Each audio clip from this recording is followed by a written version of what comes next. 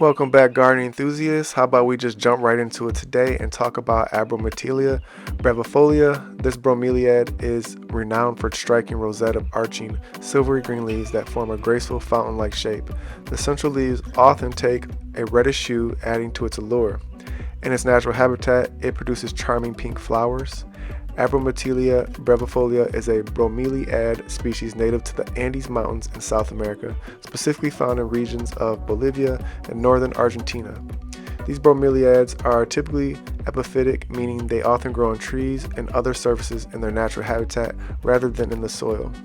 To, se- to successfully cultivate this bromeliad, it's essential to provide the right growing conditions. This plant thrives in bright, indirect light, making it ideal for indoor spaces with filtered sunlight.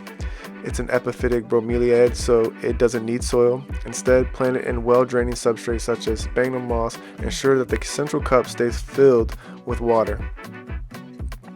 Maintain moderate humidity and avoid allowing water to stagnate in the central cup, as this can lead to root rot. It's relatively low maintenance and can adapt well to typical indoor environments. Abromeitella brevifolia is a versatile and captivating addition to any indoor garden. Its unique form and striking appearance make it an excellent choice for tabletop displays or as an eye-catching centerpiece in larger arrangements. The silver vase bromeliad adds an exotic touch to your living space, making it a favorite among plant enthusiasts. In conclusion, Abromeitella brevifolia, also known as silver vase bromeliad, is a captivating and a distinctive bromeliad that can elevate the beauty of any indoor space.